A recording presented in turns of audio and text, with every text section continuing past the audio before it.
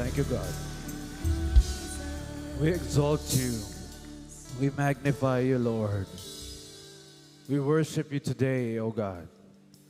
We thank you for this wonderful morning that you have given unto us. Salamat, O Diyos, sa presensya nyo na amin pong nararanasan ngayon. Thank you, Lord, for your wonderful love that we are able to experience today and all the rest of our lives. Salamat, O Diyos, ngayong oras na ito, kami po'y nagpapakumbaba. Humihingi po kami ng tawad sa lahat ng aming mga kasalanan. Lord, cleanse us by your most precious blood. At hayaan nyo na ngayong araw na ito, walang ibang maitaas kundi ang inyong dakilang pangalan. Lord God, we are fully expecting something great from you. Bagong bagay na ipagkakaloob nyo sa buhay namin. Lord, we will receive answered prayers today.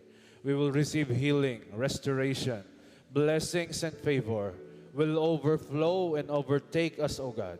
And we pray today, God, na ang aming pong tatanggapin ay aming mababaon at mai-share din sa iba, Panginoon. Salamat muli, O Diyos. Lord, we thank you for all the worship services of JA1 family all throughout the globe.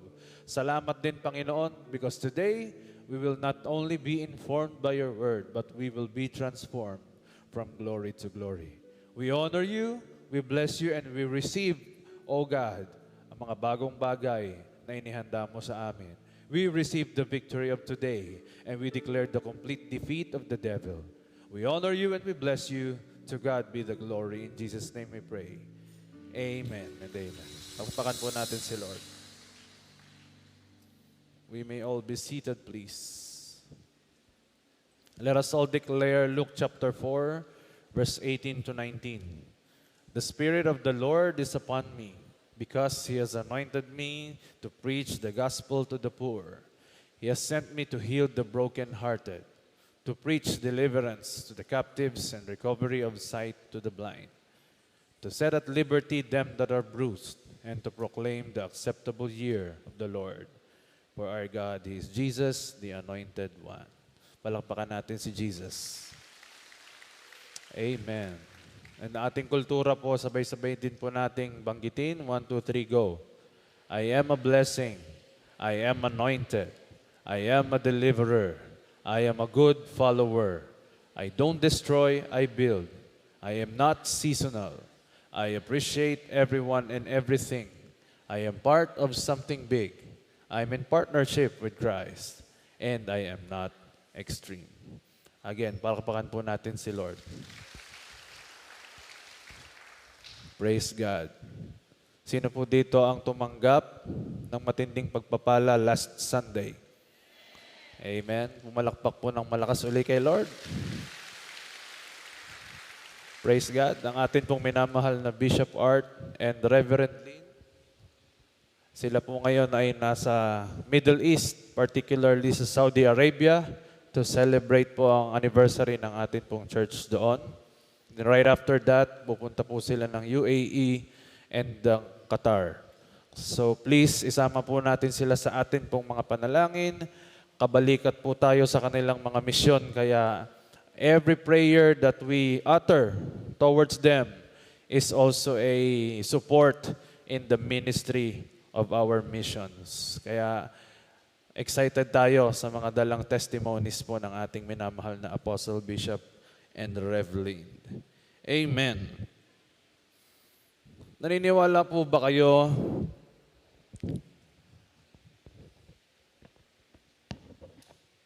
na most of the time, meron pong good news at merong bad news? Last week, pinag-usapan po natin ang tungkol po sa good news and bad news. Actually, good news lang last week, pero ngayon, medyo maglalagay po tayo ng konting twist. For example, may ikinasal. Sobrang saya nung ikinasal. They were very happy.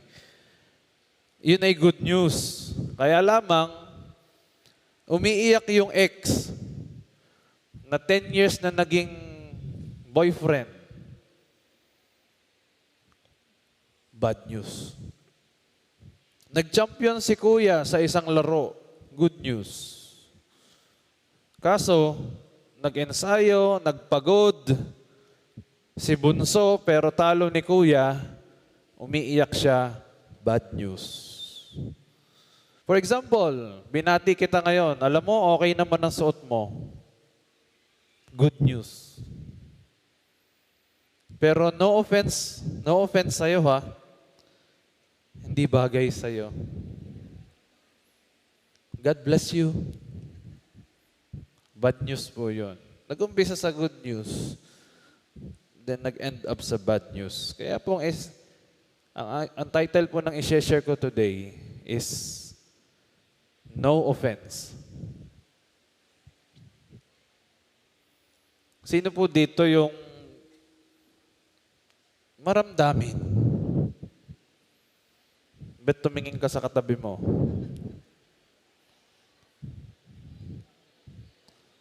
Sino ho dito yung pag mayroong narinig na rebuke, nagtatampo? Yung pag may nakitang mali sa kanya at ipinoint out siya doon, hindi na nagsasalita. Sabi mo sa katabi mo, no offense. Alam nyo ba na ang gospel po ay nakaka-offend? The gospel itself is offending. Pag narinig mo yung gospel, parang ang ramdam mo, you're so happy. Because even though you were a sinner, Christ died for you as a sacrifice to redeem you and be reconciled with God. That is good news. Again, binanggit natin ang good news last week. It is about redemption. It is about the saving grace of God.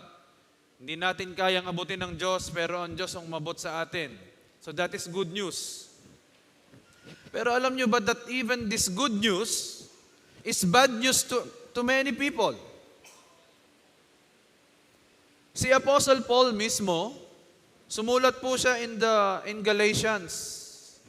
At dito po natin makikita yung boldness and bravery ni Paul. That when he had an argument with Apostle Peter, tingnan nyo ha, yung dalawang apostol na mga mighty men of God, nag-aaway dahil sa gospel. Ay to think parang, hello, Peter, you were there when Jesus was crucified. And Paul, you were a devout Christian and follower of Christ, a disciple of Christ. Pero pagdating po sa gospel, both of them are having conflicts. At napasulat po yun sa Book of Galatians. Bakit ko po sinasabi ito?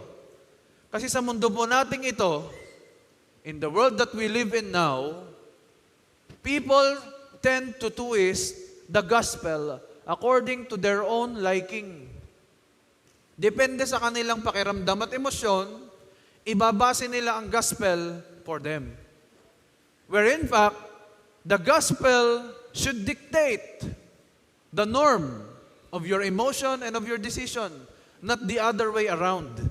Kaya maraming tao ang na-offend sa gospel, it is because hindi nila lubos na nauunawaan ang saving power nito. So ngayong araw na ito, ayaw natin na lalabas tayo sa lugar na ito that we feel like we have not received the complete package of the gospel. Gusto natin, lalabas tayo sa lugar na ito, unawang-unawa natin, at kayang-kaya nating i-share sa iba ang gospel without thinking anything about offense. Ang isang hindrance kung bakit hindi lumago ang church, kung bakit hindi lumawak ang gawain ng Diyos, is because of the offense. Sabihin natin ulit, offense. Dalawang greatest fathers of faith, Paul and Peter, both apostles, were struggling during this time. Galatians chapter 5 verse 11, sabi po dito, Dear brothers and sisters, sabi ni Paul, if I were still preaching that you must be circumcised, as some say I do, why am I still being persecuted? In sharing the gospel, mga kapatid, aasahan natin laging merong persecution. Walang nag-share ng walang resistance. Laging at the very first meet up or the very first time, laging mayroong struggle of persecution. At sabi niya dito, if I were no longer preaching salvation through the cross of Christ, no one would be offended. Aware si Pablo that the gospel and the preaching of the cross is offensive to many people. Ano pong kaibahan nilang dalawa? Sinasabi niyo si Paul at si Peter may iba silang pagkakaintindi sa gospel. Actually, they have the same understanding. Meron lang konting details na cultural ang approach. Why? Peter was the apostle to the Jews, while Paul was the apostle to the Gentiles. And both of them were trying to reach different cultural groups. At alam natin, sa mga Hudyo, there was the Old Covenant. Ano yung Old Covenant? The Old Covenant of circumcision. Kinakailangan para ikaw ay makalapit sa Diyos, the Old Covenant should be, you must be circumcised from your flesh. It is the symbol of removing your fleshly desires. At ito po, nadala po ito ni Peter when he was sharing the cross of Christ. Sinabi ni Peter, kung gusto nyo, o kung kayo, ay sineshare ko sa inyo, that you must be saved by grace through the cross of Christ, kailangan nyo pa rin ma-circumcise. That was the principle of Peter. Ngayon, pumasok si Paul, siyempre, nauna si Peter na Kristiyano, sunod pa si Paul. Pagpasok ni Paul, sabi niya, I am an apostle to the Gentiles.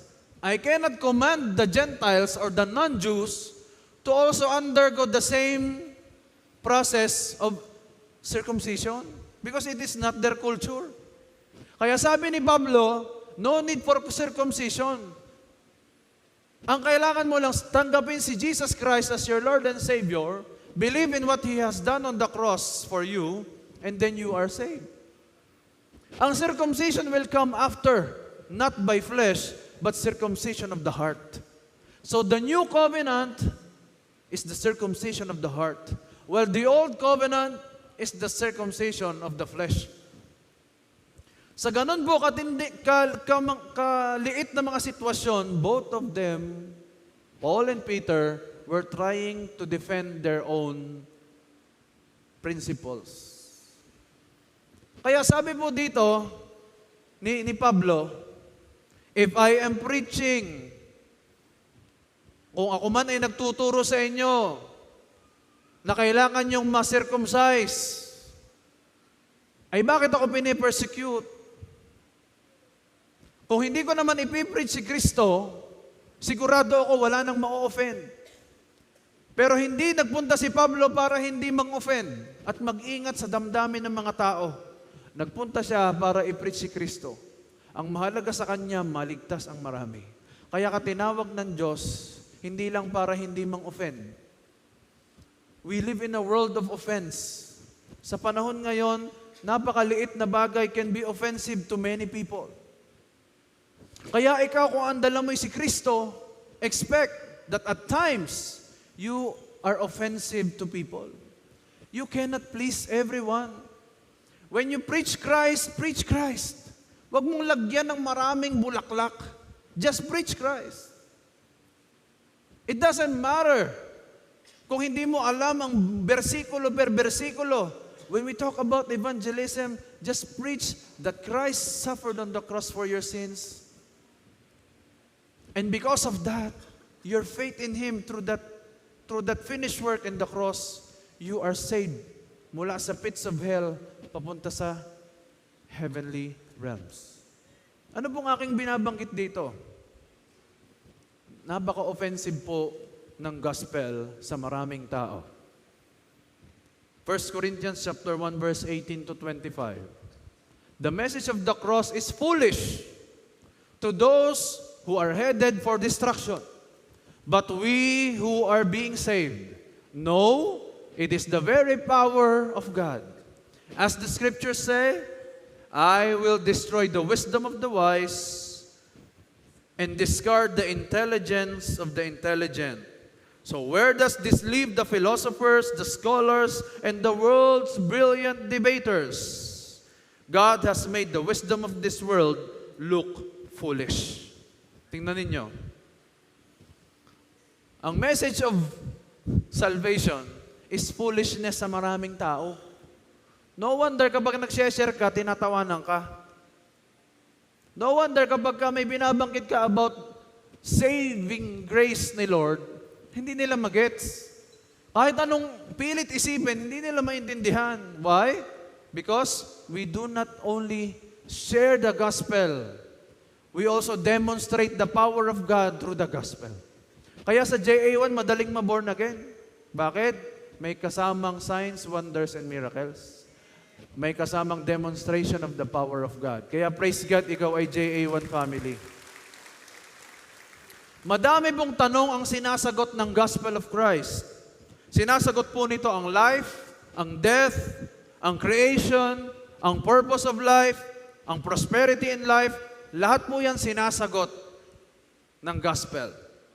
Verse 21, since God in His wisdom saw to it that the world would never know Him through human wisdom. Sabi niya, kita ng Diyos na alam niya na hindi kayang abutin ng human wisdom ang tao, ang salvation o i-grasp. He has used our foolish preaching to save those who believe. Imagine this. Tinawag niya yung preaching niya as foolish. It is foolish to the Jews who ask signs from heaven. Ang mga Hudyo, yun ang gusto lagi. Sige nga, kung ikaw ang Kristo, patunayan mo. Sige nga, maghimala ka kung ikaw si Kristo. Those are the Jews. They always ask for signs from heaven. And it is foolish to the Greeks who seek human wisdom. Nagmula po sa mga Griego, ang mga matatalinong tao, philosophers, scientists, mula po lahat yan sa Greek people. Very wise na mga tao yan. So when we preach that Christ was crucified, the Jews are offended, and the Gentiles say it's all nonsense. Maging mapanuri po tayo sa ating mga pinakikinggan. Lalo na yung mga nag-o-oppose sa Bible at sa message of salvation. Ito na lang po ang gawin natin. Kapag meron nagsasabi sa iyo, hindi totoo yan. Hindi ako naniniwalang si Kristo'y kayang iligtas ang tao. Hindi ako naniniwala. Tanungin mo siya, anong pinaniniwalaan mo? That we are created by Big Bang Theory. Tanungin mo siya, are you willing to die for what you believe in? Willing kang mamatay dyan sa sinasabi mong Big Bang Theory? Kasi lahat ng mga nagsulat sa Biblia, they died just to say their principles about Christ.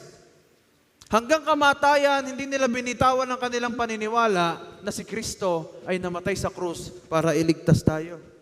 Ikaw na kumokontra sa mensahe ni Kristo, papayag ka bang mamatay para sa ipinaglalaban mo? Para masabi mong ito ang totoo, I will die for this principle. Kasi ang tunay na taong may prinsipyo, kaya niyang mamatay para sa kanyang pinaniniwalaan. Pero ang mga tao, they do not want the pain of suffering. They only want the joy of blessings. Kaya they do not know exactly. Perverted ang gospel na alam nila. May kilala po ba kayong taong madaling maasar? Pag inasar mo, naaasar agad. Do you know some person na mainisin? Pag biniro mo, ang daling mapikon. Sabi mo sa katabi mo, parang kilala ko yun. Meron din ba kayong kilala na kahit anong pang-aasar mo, hindi naapektuhan? Tumatawa pa. Nakikisakay pa. Sa totoo lang, masarap asarin ang naaasar. At nakakatamad asarin ang hindi naaasar. Ay, hindi ka naman naapektuhan sa aking pang-aasar sa iyo, nakakatamad ka namang asarin. Ang kailangan mo pala sa apostolic evangelism, hindi ka dapat madala ng offense. There are 3 offenses of the gospel that we are about to understand today. Are you ready? Number 1, the message of the gospel is too simple to be the solution. Para bang, pastor, ganun lang yon? Maniniwala ka lang kay Kristo, ligtas ka na? Parang napakasimple naman nun. Sino dito yung mabait yung katabi niya? Yung kumbinsido kang mabait yung katabi mo, meron ba dito? Okay, para yung iba ay lalong sumimangot nung... Nakaka-offend po ang cross sa mga mababait. Ano daw? The cross is offensive to those people who think they are mabait. Ang cross po ay offensive dun sa mga maayos ang buhay. Yung mayaman na, yung maayos ang pamilya, yung malusog ang pangangatawan, yung parang nasa kanya lahat. Pag pinritsan mo yan ng gospel, offensive sa kanila. Bakit po? Kasi hindi pwede na ang isang makasalanan, ang laki ng ginawang kasalanan, talaga namang napakalaki. Tapos yung isang mabait, ganito lang kaliit ang nagagawang kasalanan, ay they have equal footing in terms of the gospel. Convicted po yan, makasalanan po yan. Ako po'y mabait. Tapos parehas kami ng access sa Diyos because of the gospel. Paano yung mga ginawa kong kabaitan? Kabutihang asal. Nawala siya. Tapos ganun-ganun na lang. Hihingi ka lang ng tawad sa Diyos, maniniwala at mananampalataya ka sa Kanya, ligtas ka na. That is too simple. Dapat mamatay muna siya. Dapat makulong muna siya ng 100 years. Kasi ang sama ng ginawa niya. The gospel is offensive to those who think they are righteous. The gospel is offensive to those who think they are worthy because of their works. Ay alam naman natin that our worth is not by our works. Our worth is achieved by our birth. Kasi ikaw ay anak. Sabi mo sa katabi mo, anak ka ng Diyos. Parang ganito, pupunta ka sa kasalan. Nag-prepare ka ng todo. Nagrenta ka ng gown, 5,000. Nagpa-parlor ka, 5,000. Bumili ka ng mamahaling sapatos at alahas, 50,000. Magkano na ho? Magkano na? 60,000 na? May dala ka pang mamahaling regalo worth 40,000. Magkano na? Pupunta ka sa isang kasalan, meron kang gayak at dala worth 100,000. Pagpunta mo ngayon doon sa kasalan, tiningnan mo sa guest list. Ako po si Madam ganito. Papasok po ako. Sabi po nung nasa registration, wala ho ang inyong pangalan dito. Ha? Ay, paano naman nangyari yun? Kita mo naman ako. Kita mo naman kung gaano ako naghanda. Mamahalin ang suot ko. Hindi mo ba alam magkano ako ngayon? 100,000 ako ngayon. Tapos sasabihin mo, hindi ako pwedeng pumasok? Ay, hindi ho talaga pwede. Ay, bakit? Hindi naman ho kayo kaano-ano nung ikinakasal, nabalita nyo lang may kasalan, pumasok kayo. Papasok kayo. Sino ka lang pong iniimbita sa kasalan? Yung kamag-anak, yung ka-close. Tama. Kayo kayo basta kukuha ng kung sino-sino. Sa kasalan ng inyong anak, papupuntahin ninyo. Kahit pa iyan, ay napakaganda ng suot. Kung hindi mo naman kilala, ay paano kung yan ay magtatanim ng bomba doon? Hello? God's kingdom is about trusting God and God trusting you. Why ka tinatrust ni Lord? Kasi kilala ka eh. Kamag-anak ka eh. Eh may dumating bigla doon, naka-short lamang, naka-tsinelas. Decent din naman, pero hindi siya makabongga ng suot. Abay, nasa listahan eh. Bakit? Ay pamangkin yun nung ikinasal eh. Papasok yun o hindi? Ganyan ang kingdom ni Lord. Hindi sa iyong ginawa. Hindi sa iyong sipag. Hindi sa iyong bait. Kaya nga, unmerited favor. Walang merit sa iyo ang kaligtasan mo. Ito'y dahil bigay ito sa iyo ng Diyos.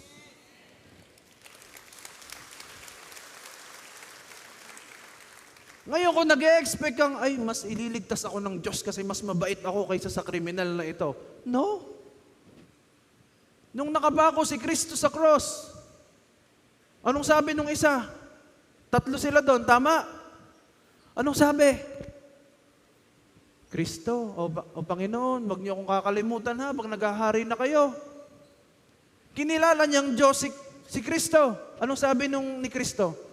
Bay, ikaw muna yung magdasal ng 10 ama namin, 15 abake ng Maria. Yung ba sinabi niya? Sabi niya, ngayon din. Ano daw? Ngayon din ay ano? Kasama kita saan? Sa paraiso. Kahit gaano kabangit ang nakaraan mo, kapag tumanggap ka kay Kristo, wala lahat ng pangit na yun. At masakit tanggapin yun sa mga mababait na. Kaya tingnan mo uli ang katabi mo kung mabait na yan. Sasabihin nung sinesiran mong mayaman, kailangan ko baga si Kristo. Kayaman ko na.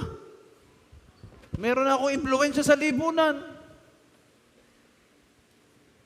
Kailangan niyo si Kristo tanggapin bilang Panginoon tagapagligtas. Ayanin ko yon. Nag-aaral ang mga anak ko sa magandang school. 5 aming sasakyan. Ayos ang aming pamilya. Siguro naman ako'y babuntang langit. Tumutulong ako sa mga mahihirap. Marami akong charity. Siguro na may lahat ng yon. Mabait akong tao. Gusto mo, bigyan kita ng 1 milyon ngayon. It is foolishness to them. The gospel of Christ. Kaya buti na lang ikaw at ako, hindi tayo foolish, we are wise. Bakit? Kasi hindi mo ibinase ang kaligtasan mo sa sarili mong gawa. The gospel is too simple to be the solution. Ganun lang ba yun? Sa hinaba-haba ng buhay ng tao sa lupa, ginawa niya ang lahat ng paraan para siya maging mabuti, para ma-earn ang pagpunta sa langit. Tapos pagdating sa kabilang buhay, hindi siya kasama. Bakit? Kasi na-offend siya doon sa sinabing ang kailangan mo si Kristo. Hindi ka pwedeng i-justify ng mabuti mong gawa. Ang pagpasok mo sa kasalan ay hindi dahil nag-effort kang gumayak. Ang pagpasok mo sa kasalan ay dahil ikaw ay kilala at imbitado ka ng ikinakasal. The gospel clearly says that with faith in Christ's work, the worst sinner can be saved. And with faith in man's work, the nicest person can perish. Ano daw? Kung manambalataya ka sa ginawa ni Kristo, the gospel, even if you are the worst sinner of all 7.8 billion people in the world, you still can be saved.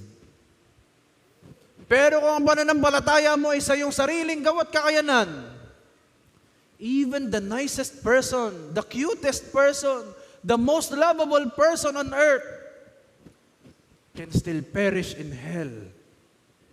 Why? It is all about faith in the work of Christ.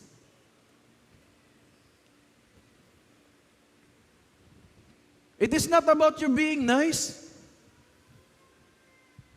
Ephesians chapter 2, verse 8 to 9. Ang ganda po nito sa Amplified Bible.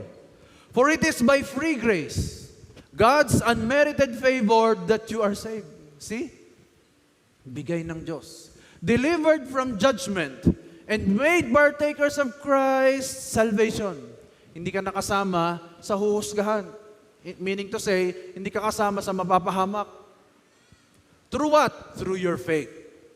And this salvation is not of yourselves, of your own doing. It came not through your own striving.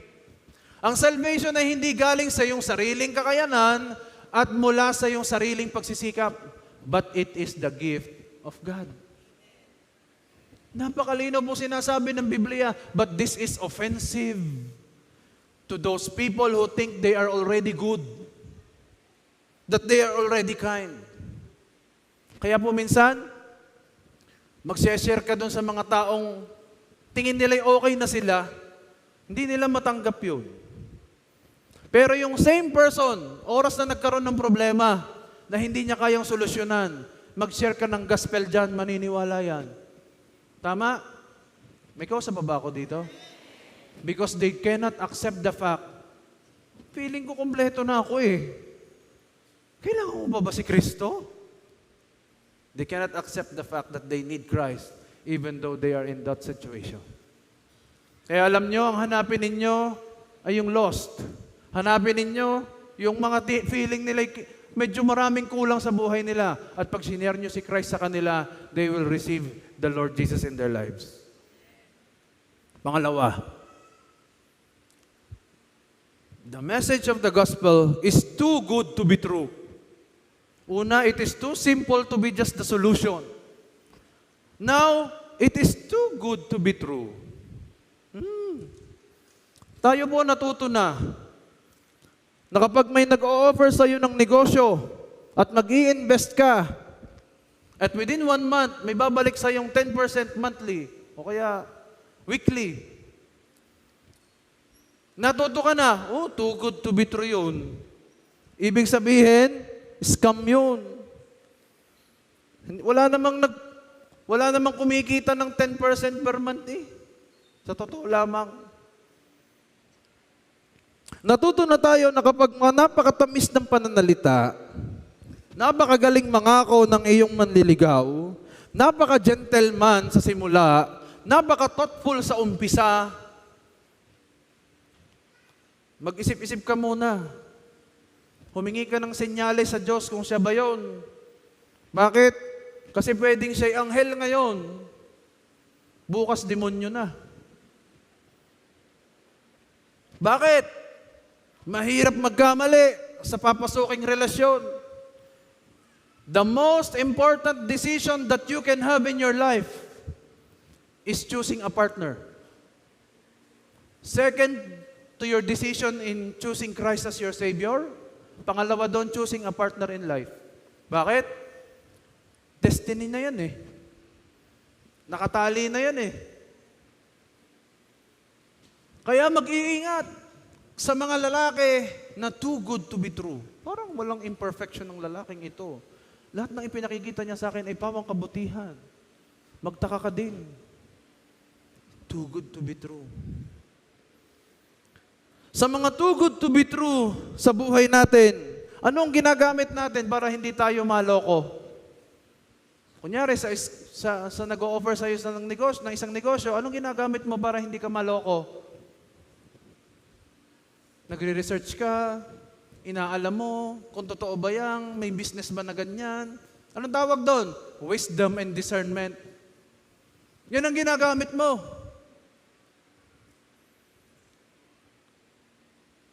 Ang gospel kasi, parang masyadong too good to be true. Napakaganda masyado. Hihingi ka lang ng tawad sa Diyos, mananampalataya ka sa Kanya ng buong puso, and then okay na. Lusot ka na sa parusa ng kamatayan sa impyerno. It's too good to be true. Kaya hindi kayanin ng human wisdom ang itinuturong gospel ni Christ. Kasi parang Kahit anong isip ko, hindi ko maisip na mangyayari na hihingi ka lang ng tawad, mananampalataya kay Kristo, okay ka na. Parang hindi ko kaya yun. Human wisdom ang pinapagana. At dahil hindi niya ma-explain, hindi niya matanggap, offensive sa kanya. Hindi niya ma-explain yun. 1 Corinthians chapter 1:22. Sabi doon, it is foolish to the Jews who ask for signs from heaven, and it is foolish to the Greeks who seek human wisdom. Sabi ko mga po kanina, ang mga Griego matatalino. They are known people with great minds. Sa kanila nagmula ang maraming scientists at philosophers.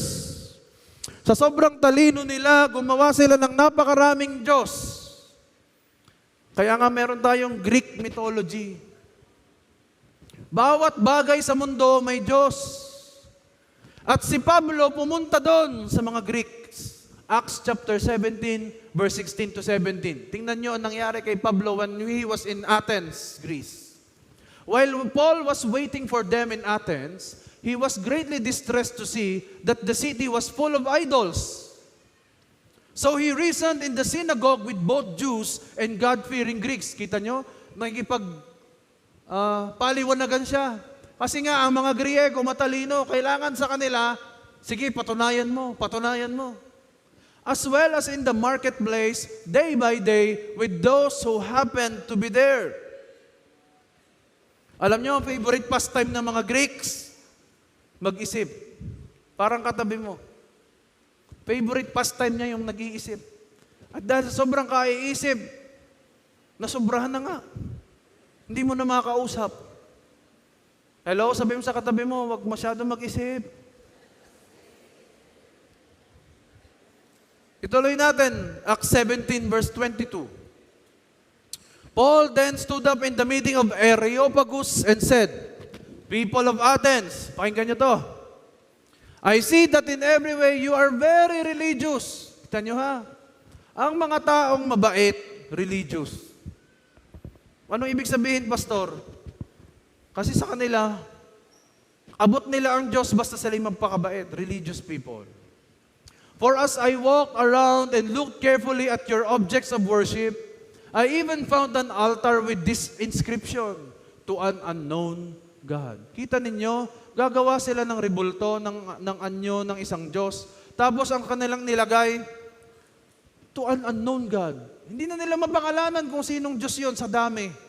So you are ignorant of the very thing you worship.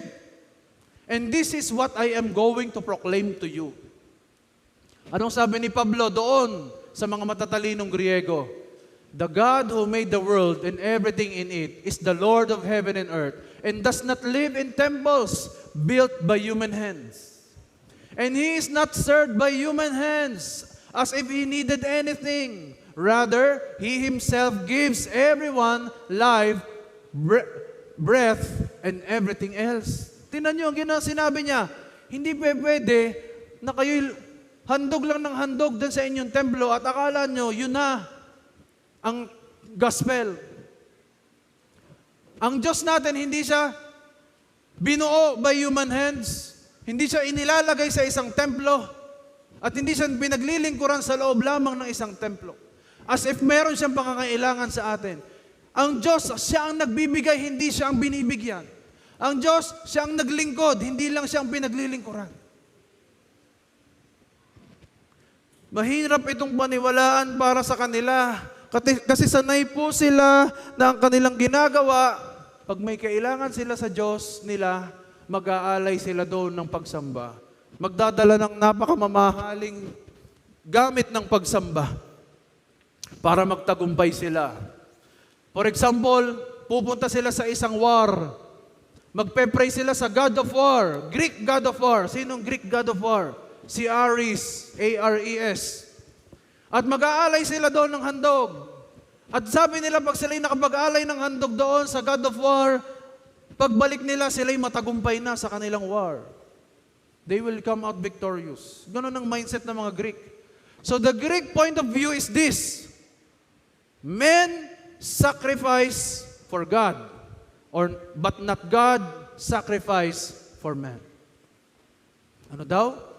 Ito po ang point of view ng mga Griego nung panahon ni Pablo. Ang tao ang magsasakripisyo para sa Diyos. At hindi ang Diyos ang nagsakripisyo para sa tao. Kaya offensive sa kanila ang gospel, hindi nila matanggap at maisip na ang isang Diyos, isasakripisyo ang buhay niya para sa tao. Kaya para sa kanila, hindi namin matanggap yan, Pablo. Hindi namin kayang unawain. Ang alam namin, tayo ang magsasakripisyo sa Diyos. Tayo ang bubuhat sa Diyos. Ang alam namin, tayo ang magtatayo ng Diyos.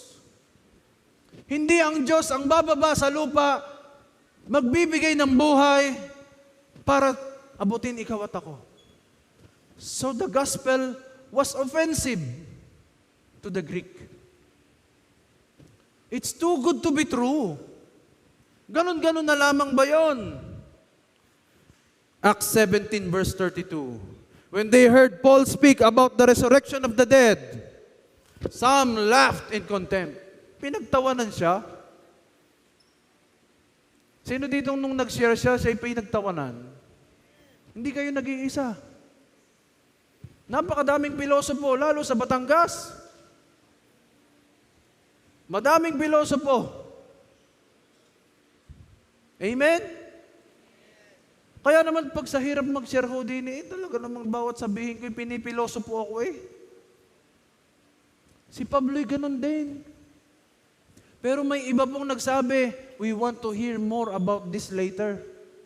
Pupunta uli kami sa iyo. Gusto namin uling pakinggan yung sinasabi mo. Kaya alam mo, sabi mo sa katabi mo, hayo lang ng hayo. Sabi mo doon sa nasa likod, share lang ng share. Ang mahalaga, may naiitanim kang salita ng Diyos. Na kahit paano mang mangyaring pagtanggap nila, ang mahalaga, ikaw ay nagtanim ng tamang gospel. Marami kasi ang gusto lang pakinggan ay yung nakakakiliti sa kanilang tenga. Number 3, the message of the gospel is too harsh to be accepted. Parang hirap tanggapin, pastor. Again, sino mo dito yung may kilalang napaka-emotional? Sino yung may kilala ditong maramdamin? Balat sibuyas. Hindi amoy sibuyas ha. Balat sibuyas. Yun nga pong buhay na lobster. Sino nakakita ng buhay na lobster dito? Yun daw buhay na lobster, inihagis mo bigla sa kumukulong tubig. Anong naririnig nyo? Umiiyak yung lobster. Alam nyo mga tao, kita mo ang lobster, ay iyak na eh. Inilagay sa mainit ba namang tubig? Alam nyo, iginaya niya yung lobster sa kanyang sarili na maramdamin. Kaya naman umiyak yung lobster, sumingaw yun. May siningawan dito sa may bandang ulo. Ang interpretation ng tao, nagdamdam yung inilagay mo sa kumukulong tubig. Iginaya pa sa tao, dinamay pa yung lobster. Sa pagiging maramdamin. Sabi mo sa kaliwat kanan, hindi na uso sa atin ang maramdamin. Sino ho dito ang nasasaktan sa mga turo? Kunyari pa kayo. Sino ditong na-offend sa mga preaching? Buti nga. Because the gospel is supposed to be offensive. Meaning to say, may binabago ang Diyos sa'yo. May kinukonbik ang Diyos sa'yo na maling buhay mo na kailangang itama ni Kristo. That's why you have to receive the gospel para yung maling ikaw, maling kinagisnan, maitama natin. So the gospel is supposed to be harsh at some point. Ang mensahe ng gospel ay patungkol sa repentance at pagtalikod sa kasalanan. Kaya nga may nagsasabi ng ganito, siguro na-experience nyo na din to. Tanggapin nyo si Kristo, ha? Bilang Panginoon tagapagligtas, manampalataya kayo. Sabihin ng pilosopo, ayaw ko. Bakit po? Ako'y mawawala na ng kasiyahan sa buhay. Boring na ang born again. Ba't naman sabing born again? Tanyo, may nakilala akong born again, hindi na nainom. Hindi na naninigarilyo. Hindi na nang bababae. Kalungkot ng buhay noon. They thought that the gospel is harsh. Masakit talaga tanggapin ang katotohanan. Ulitin nga natin yon. 1, 2, 3, go. Masakit. The truth really hurts, mga kapatid. Kung hindi yan nakakasakit, baka hindi yan truth. Maybe it's a lie. Kaya maraming tao, kahit wala sila sa kulungan, bihag sila ng kanilang pagkatao kasi ayaw harapin ang katotohanan. Ganito na ako. Tanggapin mo na ako kung sino ako. Ganito na ako. Hindi na ako mababago. Ipinanganak na akong ganito. Mamamatay na akong ganito. Truth is harsh. And truth is offensive if people enjoy living a lie.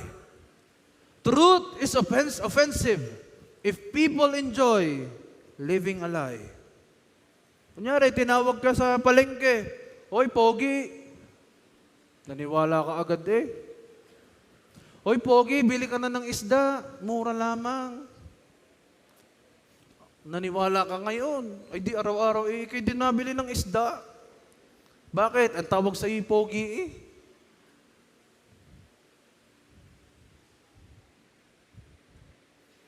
Enjoy ka doon sa naririnig mong lie. We live in a world full of deception. John chapter 8, verse 31 to 32. Jesus said to the people who believed in Him, "You are truly my disciples if you remain faithful to my teachings. And you will know the truth, and the truth will set you free." Sino po dito ang gustong maging malaya? Yan totoo. Taas ang kamay nung gustong maging malaya. You have to know the truth. Because the truth will set you free. Marami po ang ligtas pero hindi lahat malaya. Bakit? They cannot accept the fact that God should change them. They feel like, yes, ito na ako. Na-born again na ako, pero tanggap na ako ng Diyos kung sino ako. Pero ang gusto sabihin sa iyo ni Lord, tinanggap kita kung sino ka, pero sa pagtanggap ko sa iyo, gusto kong i-impart sa iyo ang aking espiritu, gusto kong i-impart sa iyo ang aking kaluwalhatian at katuwiran para yung iyong dating pangit na pamumuhay maging katuwiran na rin sa buhay mo. Ang gusto ni Jesus, hindi lamang tayo maligtas, kundi tayo lumaya. Hindi lahat ng ligtas ay malaya. Marami pong na-born again, pero hindi nakaranas ng kalayaan. 100,000 years nang born again, pero hindi pa rin siya free. Why? Because they cannot accept the fact that God changes people. Naranasan mo na bang ma-offend nung nag-share ka ng word? Si Pablo po, umabot po siya sa hindi lamang rejection, ipinakulong si Pablo. Persecuted siya ng mga parehong taong sinesheran niya. Pero ito ang sabi niya, Philippians chapter 1, verse 17 to 18. "Those others do not have pure motives as they preach about Christ. They preach with selfish ambition, not sincerely, intending to make my chains more painful to me. But that doesn't matter. Whether their motives are false or genuine, the message about Christ is being preached either way, so I rejoice. And I will continue to rejoice." Ano daw ibig sabihin ni Pablo? May mga nagpipreach na mayroong selfish ambition, selfish motives. Pero sabi ni Pablo, dahil sa kanila kaya ako nakulong. sa mga selfish na tao. Pero okay lang. Kahit sila nagpipreach ng ganon, ang mahalaga na i-preach si Kristo. Basta kay Pablo, ang mahalaga sa kanya, hindi mahalaga na siya na-offend. Hindi mahalaga na siya na nare-reject. Hindi mahalaga sa kanya siya ikinulong. Basta ang mahalaga sa kanya, maabot ng mensahe ng kaligtasan sa pamamagitan ni Kristo ang mga tao. Kaya kung ikaw ay nire-reject sa pamilya mo, kapag ikaw ay nag-share pag may birthday yan at ikay pinagtatawanan, okay lang yon. Ang mahalaga, just preach Christ anyway. Bakit? Masaya ka na may nakarinig ng kaligtasan. May isa pong namatay. Not namatay. Dinala po siya ng Diyos. Pinakita po sa kanya ang impyerno sa panaginip. At nakita niya ho doon sa impyerno, yung mga mahal niya sa buhay, naandun daw lahat. Ngayon, nung nandun lahat, sa kanya pinipreach yan. Magbalik loob na kayo para makaalis kayo dito sa impyerno. Alam nyo, nagtatawa si Satanas. Ha ha ha ha. Anong ginagawa mo? Hindi makaabot pa. Kaya ako pinadala ng Diyos dito para sirang ko ang mga mahal ko sa buhay. Doon mo yang gawin sa lupa. Dahil pag sila'y narito na, wala nang alisan. Paggising po niya, nagpatawag agad siya ng Bible study sa lahat ng kanyang angkan. Siya'y persecuted doon. Sabi niya, wala na akong pakialam kung ipe-persecute nila ako. Mahal ko sila. Kailangan ko i-share si Kristo. Lahat kayo pumunta ngayon dito. Magpapakain ako. Pakinggan niyo si Pastor. May i-share siya sa inyo. How I pray na tayo po'y driven. Mahal natin sa buhay. Ayaw nating makitang napapahamak. Buti ikaw ligtas ka na. How about them? Nahihiya po kasi ako, Pastor, tsaka tinatawanan po nila ako, na-offend po ako sa kanila kasi sa tuwing nag-share po ako, tinatawanan nila ako. Okay lang silang magtawa sa'yo. Okay lang silang ikaw ay i-ridicule at i-persecute. Basta ang mahalaga, just preach Christ anyway and rejoice as long as mayroong nakapakinig.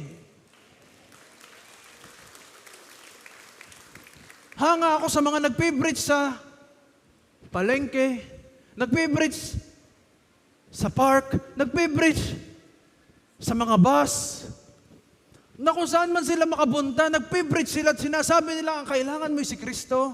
Maya-maya umiiyak na, maya-maya may nakaluhod na. Wala namang nagsabi na kapag nag-preach ka lahat ay luluhod at iiyak. Basta ang sabi lang ng Diyos, sumunod ka, kapag ikaw'y pinili ko, gagamitin kita para maraming tao din ang makarating sa piling ko. Ayaw ko na ikaw lamang, gusto ko lahat. Sabi ni Kristo. So anong susi? Para hindi tayo makapasok o hindi makapasok sa atin ang mga offenses na ito.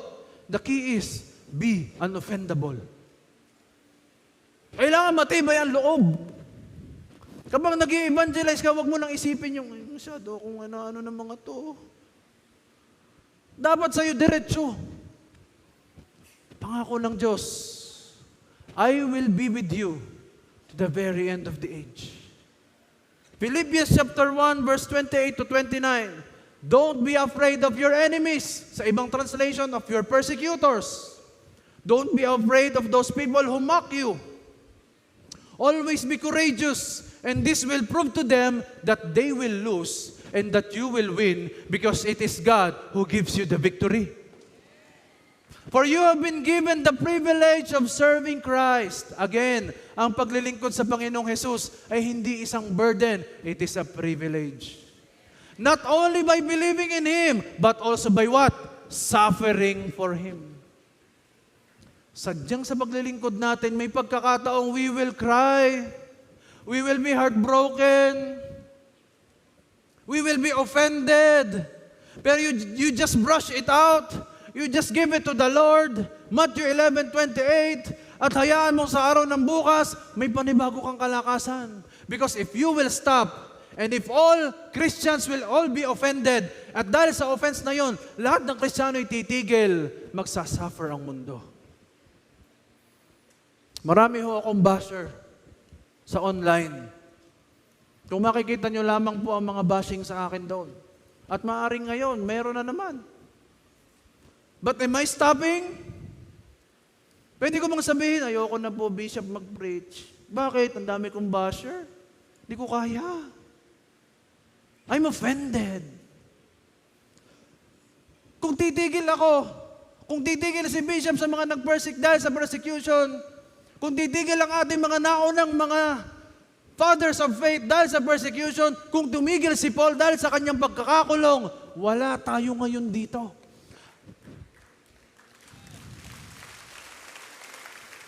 At imaginein mo, kung ikaw ay titigil, paano ko yung next generation? Paano yung mga sanggol ngayon? Paano yung mga 10 years old ngayon?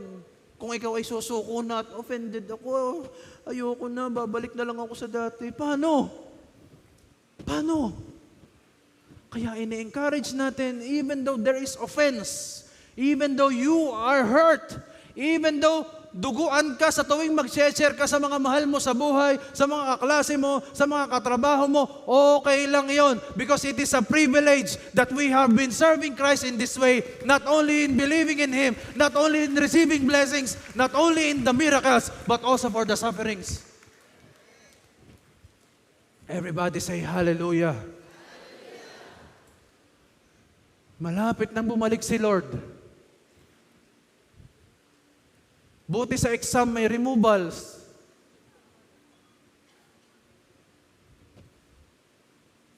Buti sa trabaho may grace period. Buti sa opisina mo nakakapakiusap ka. Pasensya na ho kayo, na-late ako. Pag dumating si Kristo, wala nang pakiusapan. Kristo, bukas na kayo, bumalik. Sisirang ko na yung mahal ko sa buhay ngayon. Basta bukas mo kayo bumalik. Gagawin ko na ngayon. Kapatid, paano kung mamaya na yon? Or bukas? Or sa makalawa? Tapos nakaupo ka lang sa inyo. Nagbabasa ka ng kung ano-ano. Nanonood ka ng kung ano-ano. Time is running out. We have to be urgent. We have to have that sense of urgency in our hearts. Ala, kahit ako'y pagtawanan, kahit ako'y kutsain ng mga yan, basta mahalaga na i-share ko si Kristo. Kasi hindi mo alam kung kailan siya darating at walang pakiusapan kay Kristo pag siya'y dumating na.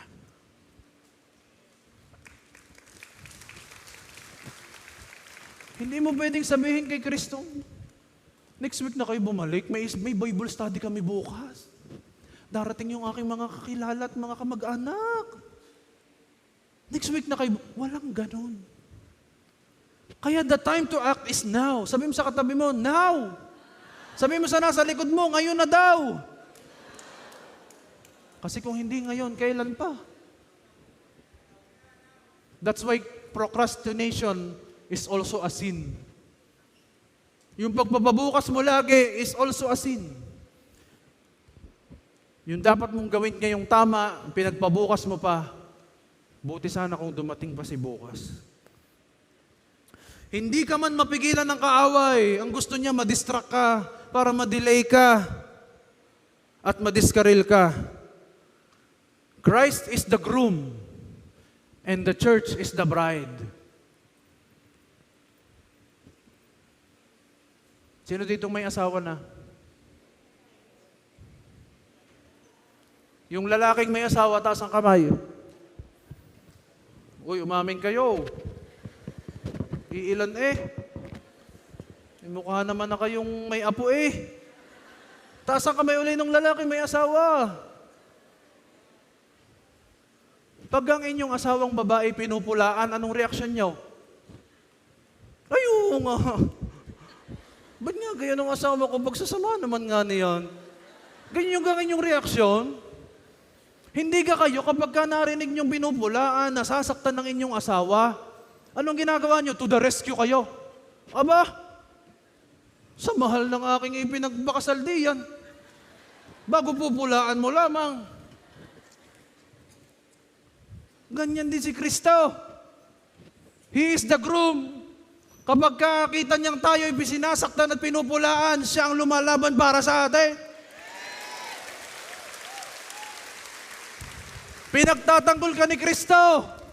Kaya kapag ikaw ay inaapi, pag ikaw ay kinukutya, pinagtatawanan, hindi ikaw ang tinawanan, si Kristo. At si Kristo ang magsasabing, anak, hayaan mo na, basta ginawa mo ang iyong part. Oh, eto ang prayer request mo, iyo na. Gusto mong dumami ang answered prayers mo? Gusto mong maka-receive ng mga breakthrough galing sa Panginoon? Be ready in suffering. Tumahimik bigla. Be unoffendable. Sabi mo sa kaliwat kanan mo, be unoffendable. If we are unoffendable, we are unstoppable. Tumayo po yung lahat na naririto gusto niyang maging unstoppable siyang magamit ni Lord. Come on. Kung hindi ka pa aakto ngayon, kailan pa? Kailan mo ba dadalhin sila sa church? Kailan mo ba sila isasama sa isang anointed group? Kailan mo ba sila papupuntahin sa mga gathering na mga age levels at mga area natin? Ano bang iniintay mo? Iniintay mo bang magsabi si Kristo, anak, ako'y papunta na dyan next week. Ika'y mag-evangelize na. Mag-share ka na. Hilahin mo na yung mga mahal mo sa buhay. At ako'y parating na next week. Walang ganun eh. Buti sana kung merong ganun. Lahat tayo maghahanda. Kaya sabi ng Bible, be alert anytime because His coming is unpredictable. Even Jesus, He doesn't know when He will come. Only the Father knows. Kaya walang makakapagsabi dito, next week ko na sila pupuntahin. Next time ko na lang sila share ng gospel. Nahihiya pa po ako. Sabi po ng binasa natin kanina, don't be afraid. For it is God who will give you the victory. Sa totoo lang, hindi ikaw ang humihipo sa puso ng tao, ang Diyos pa rin. Ginagamit lamang niya ang tinig mo. Ginagamit lang niya yung mga sinasabi mong mga bersikulo at mga patotoo. Pero ang totoo dyan, ang Diyos pa rin ang humihipo sa buhay at puso ng tao. At ito po ang tiyak, sa tuwing mag-share ka ng salita ng Diyos sa mga taong hindi mo kilala, sa mga taong mahal mo sa buhay, kung sino-sino man yan, basta ikaw ay nag-share ng salita ng Diyos, si Lord humihipo sa puso. Kahit yung mga kumukontra sa'yo, kahit yung mga nagtatatawa sa'yo, hindi mo lang nakikita, hinihipo na ng Diyos ang puso nila. Kaya huwag kang babase sa reaksyon. Aloy, lahat po yung nagtawanan nung nag-share ako. Huwag mong ibabase yung tagumpay mo doon sa reaksyon ng mga taong siniran mo. Kasi laging ang Diyos ay may handang tagumpay sa'yo. Siya ang humipo doon. Kaya kapag ang thinking mo, bawat sesiran ko, may pagkilos ang Diyos. Bawat iseshare kong ang gospel sa kanila, hinihipo ng Diyos ang mga puso nila.